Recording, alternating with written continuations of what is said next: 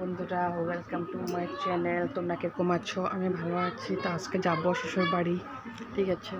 তো এখন তো কি বলবো, আর এখন রান্না বাড়ার পাল্লা। তো এখানে আন্ধার বাড়ি, এটা মানে আমাদের বোনের রুম। আর মামা ওদিকে উৎপাত করছে, তার মাসিকে আর পিঙ্কিকেও দিকদারি করছে।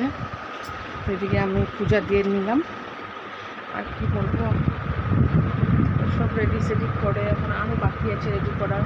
দুদিন থাকবো, কিন্তু কাপড় চোপড় বেশি নেওয়া হবে।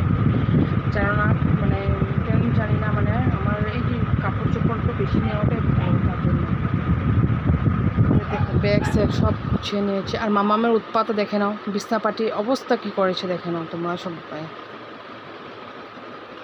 বিছনাপাটির অবস্থা, এই যে মাম্মাম সেগুলো তার এক জায়গায় থাকতে ইচ্ছা করে না। মামা উঠো, বিছনায় উঠো, বিছনায় উঠো। আমি হাতি রাজার আমি নিয়ে যাবো আজকে। যে হাতি রাজা, হাতি রাজার লগে খেললো এরাম পরে গিয়েছে। যাও উপরে ওঠো, উপরে ওঠো মাম, যাও।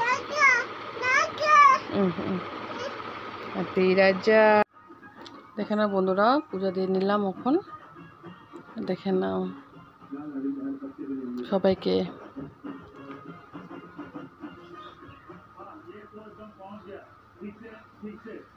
কিরকম ভাবে আমি পূজা দিলাম দেখে নাও, ফুল দিয়ে একদম সাজিয়ে। তখন 12টা বাজবে, 12টা যাই না কয়টা বাজবে ঘড়ি দেখা হয়নি, সময় দেখা হয়নি। তারপরে দিয়ে রান্না বাড়া হবে। আর কি বলবো, গুরুদেবকে দিয়ে দিলাম দেখে নাও। আর সব সাইডে দেখে নাও। তখন যাব, সব কাপড় চোপড় গুছাবো, তারপরে এখন রান্না বাড়া করতে হবে। আমার ছেলের স্পোর্টিং আর এই প্যান্টটা, আর এটা আমি পরবো। এটা মানে স্লেক্স প্যান্ট, আর এটা মানে যেটা তোমার কুর্তি টাইপের। আর এটা বহুত পাতলা, এটা মানে হালকা টাইপের, মানে বহুত আরাম লাগে পরে এটা। আর এটা দুপাট্টা।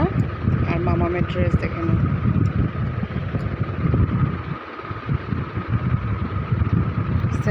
সিম্পলের মধ্যে হালকা ফুলকা ড্রেসটা। এখানে একটা মানে ছোট স্টোনের মানে যে ব্রঞ্চ থাকে না, যেরকম বউ মানুষরা লাগায় পিন্ট টাইপের, তো সেটা এখানে তার আছে। এটা আমি খুলে রেখেছি, লাগিয়ে দেবো সেখানে যখন যাওয়ার সময় লাগিয়ে দেবো।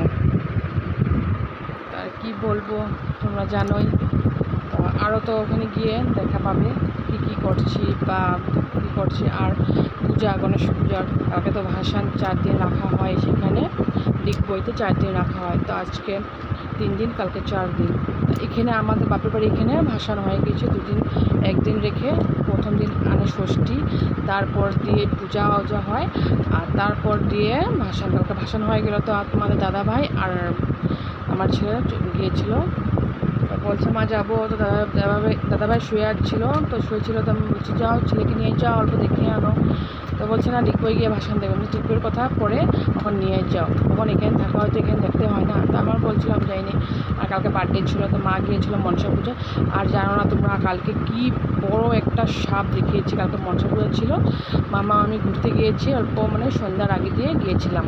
আর কতক্ষণ ঘরে ঢুকে থাকবো, মামাকে আটকাতে আর পারি না, মানে অশান্তি। গরমের মধ্যে এই নিচু ঘর দেখে না, আর পারি না, মানে বহুত গরম লাগে তার জন্য। আর আমার শরীরের অবস্থা তো কী হয়ে গিয়েছিলো, ঘামাচি হয়ে কিনে। তো আমি গেছি, ও মা একজনের ঘরে ডুবে অবস্থা একদম। আমি মানে চিল্লাচ্ছি, কাকিমণি দেখে না কি বড় সাপ।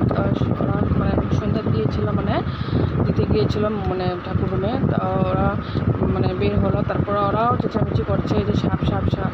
তারপরে আমি এসে পড়লাম, মামা মুখপত করছে, আমি এসে পড়লাম। আর এইসবে নিব। আর এই যে এই সাইডে দেখে নাও কত কাপড় নেওয়া হলো, বহুত কাপড় দেখে নাও, বহুত কাপড় আছে এই সাইডে। কী বলবো, এটা মামা আমার ছেলের প্যান্ট, আর এই সাইডে মামামের জামা, এদের কুর্তি। তো আমি এই শাড়িটা নিয়েছিলাম, এটা কিন্তু একবার পরা হয়েছিল। এই শাড়িটা যে সুপারনেট টাইপের শাড়ি, যেটা থাকে মানে ব্রাশু কাপড়ে পাতলা পাতলা, মানে পরতে কেননা মানে কীরকম, মানে একটা মানে মানে বলতে বুঝতে আমার ভাসুর মানে আছে ঘরে, তার জন্য আমার পড়তে কিন্তু মানে একটা মানে ফিল হয় মানে। তবে আজকাল যেরকম জেনারেশন তো পড়তে হয়, সব কিছু পড়তে হয়, নিজের ভালো মতন রেখে পড়তে হয়। এটা ভাবছি নিয়ে নিলাম, আর গরমের জন্য এটা ভালোই হবে, মানে ঠান্ডা ফিল হবে পরলে, হালকা হালকা আছে শাড়িটা, তার জন্য। তো আজকের জন্য টাটা, বাই বাই, তোমার সবাই ভালো থেকো, আর নেক্সট কালকে ভিডিও পেয়ে যাবে তোমরা সবাই ভালো থাকো। আর আমার সাপোর্ট করবে কিন্তু ভুলবে না, কমেন্টে জানাবে, তোমরা কেউ কমেন্ট করো না, আমার পাশে থাকবে কিন্তু তোমরা সবাই।